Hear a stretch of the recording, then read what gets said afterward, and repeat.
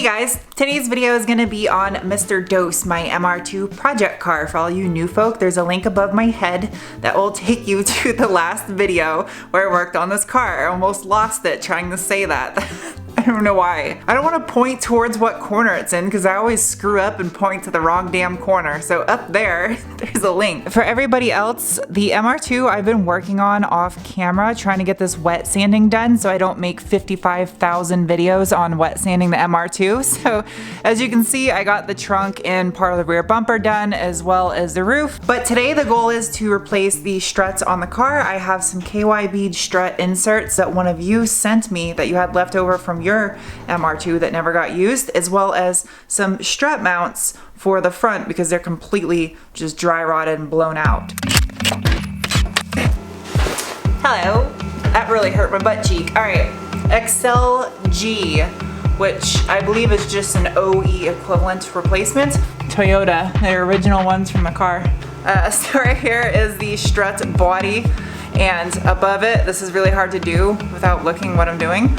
Here's the spring. So right here in the spring bucket, this lower portion of the strut, these little KYBs are inserts that should drop down inside this lower portion. I would fail at being Vanna White. I'm so bad at this. And I'm trying not to make like stroking motions with my hand on this tubed shape object because that would be inappropriate.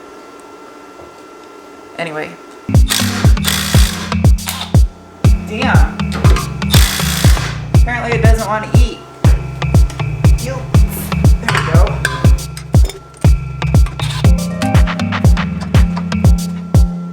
Dude, these bushings look brand new and this thing is like almost 30 years old. That's crazy. Oh, it's got an adjustable sway bar. No way.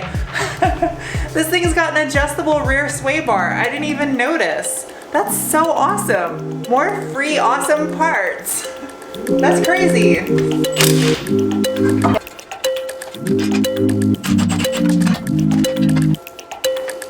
There we go. Alright, so you don't want to come out. Alright. Alright.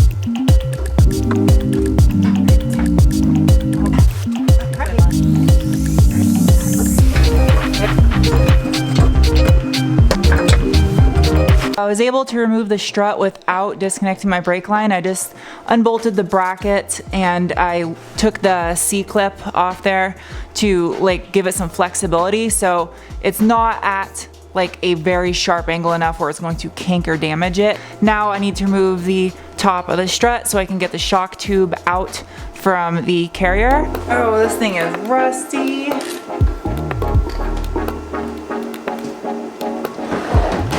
That'll work. So what I gotta do is keep the strut from rotating when I try to take this top nut off. So I slid my rubber bump stop down, this guy right here. That does not go inside the body of the shock when the suspension is compressed. So I'm gonna use vice grips to bite down on the shaft. There goes nothing. Just like that. There we go. Take my spring off. This right here, this collar should unthread, and then this shaft, the strut assembly, or the shock assembly, should come out of the strut body. So I ran into a slight problem. I don't have anything large enough that I can get over the shaft so I can bust the nut off.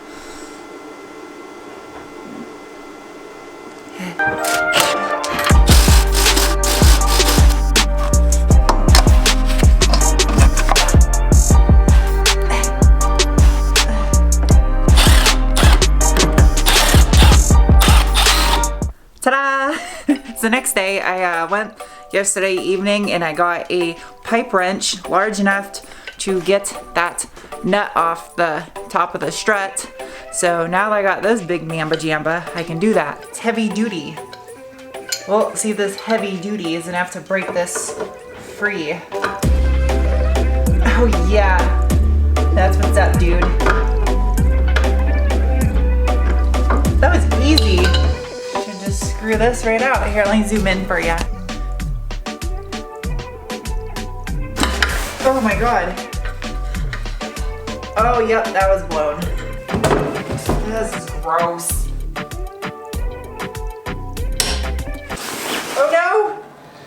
Ew, I got it on me.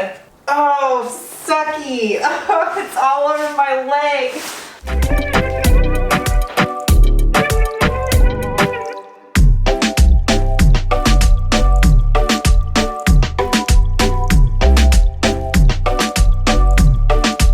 I can't help it. I just started cleaning stuff and I'm like, dude, I need to stop. 365 100. Here's the rear.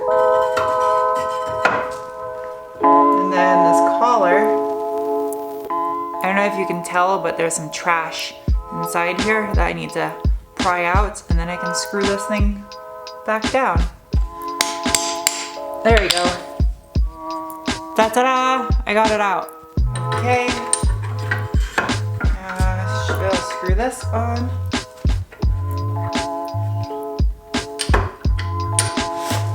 Why?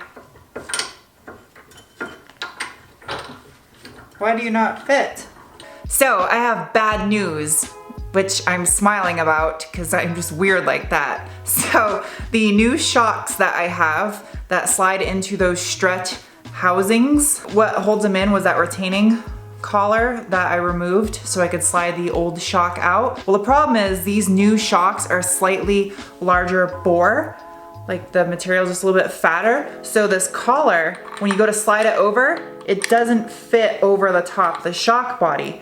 It's just like a hair too fat of material on here. It just needs to be bored out a little bit. So I'm going to take these by my ex-boyfriend's house, and he has a lathe, and I asked him if he would just turn these on his lathe for me, and I'd pay him obviously, but yeah.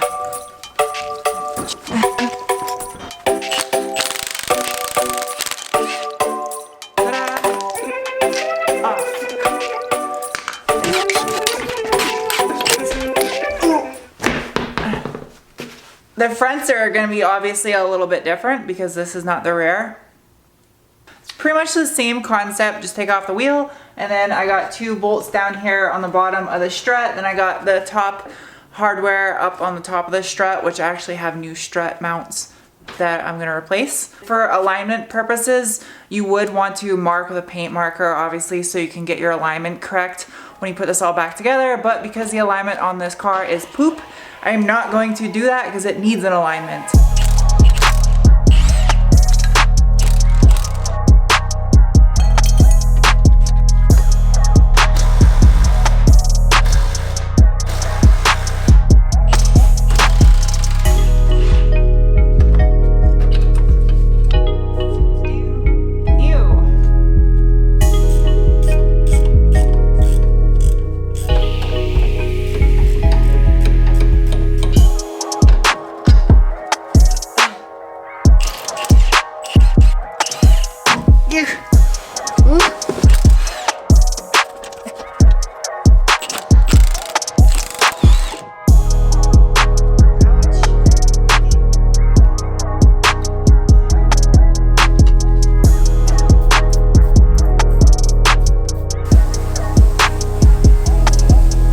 The front struts completely, and I just used the zip tie to tie the spindle to the steering arm. I think that's a steering arm, pretty sure, but yeah, so that way it won't really like hang and put a lot of stress on the ball joints and the brake line.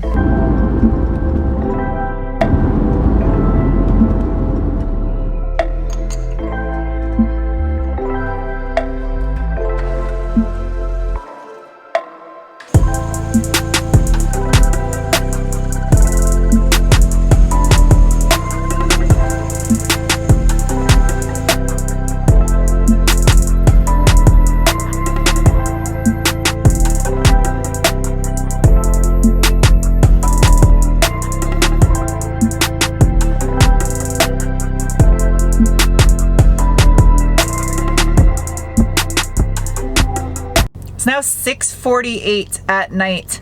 I'm going to get this done. I skipped lunch today just because I'm like trying to make progress and get the suspension put back together because I want to get this done today. So I'm stopping real quick to get food. I don't have time to cook. Hello. Oh man. Hi. now I actually get to show you what the whole point of this video. That was a little bit of oil from the old one. I didn't get all the old oil out of there. Anyway, here, that's dripping on me. Here's the entire purpose of this video. I want to show you how I'm gonna rebuild these factory struts. So here, Toyota Japan KF05. So here's the bottom half. Here is the new KYB insert. Ta-da, goes in just like that. And then I take my collar that has been milled out, slide it down over, and then it threads in like so. Ta-da! And it's a brand new shock. I can't push it with my hand, but yeah. So now I'll have new shocks on the MR2, and then I'll put the TRD springs on there, put it all back together, and we're good to go. Excited.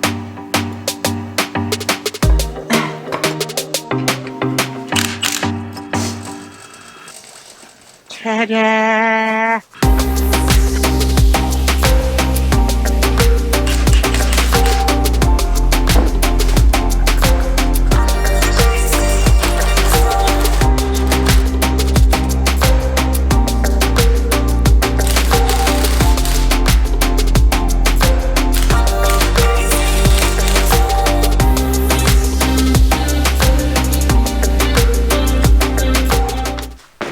Okay, so as you can see, that back corner is on. Now, before I move up here to the front, I said I was going to replace the upper strut mounts. I almost called them camber plates, but they're not adjustable. Whoa, almost dropped it.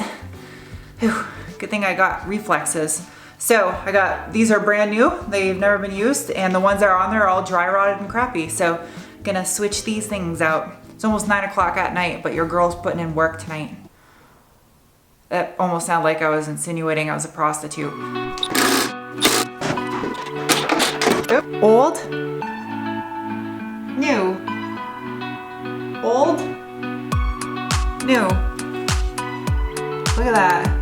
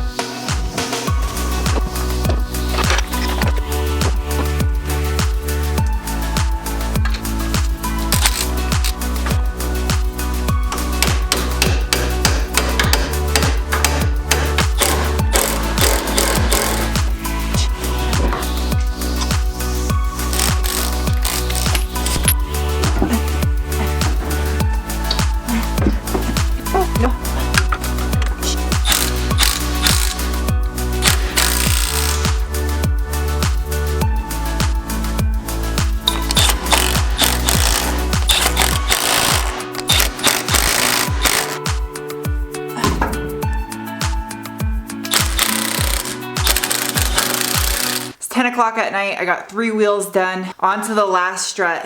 I started kind of late yesterday when I started doing this because I was spending a lot of the day yesterday trying to work out sponsorships to get some more stuff for the MR2 and the TT because I really want to make these builds exciting for you guys. I just want you to know I am trying. Whether or not I get a sponsorship for wheels on the MR2, I have a plan that I want to do with these wheels, that I'm going to powder coat them. No matter what type of wheel it is, I'll get them powder coated, but I have a color in mind that I'm gonna go with on the MR2 that I think will complement this Toyota Super Red 3 or Crimson Red, whatever it's called. I've never seen this color scheme done before, and I think it'll look really good. So I'm really excited about it.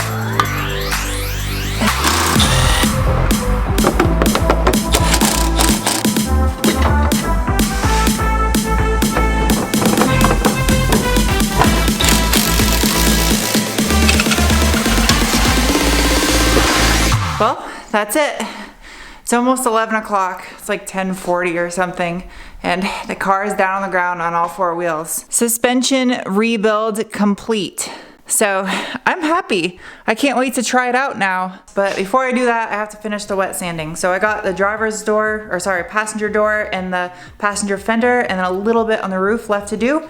And I gotta take the panels down that I'm having painted, like the engine cover and the front fender, door handles, stuff like that. Actually, I shouldn't say having painted, I'm gonna paint them.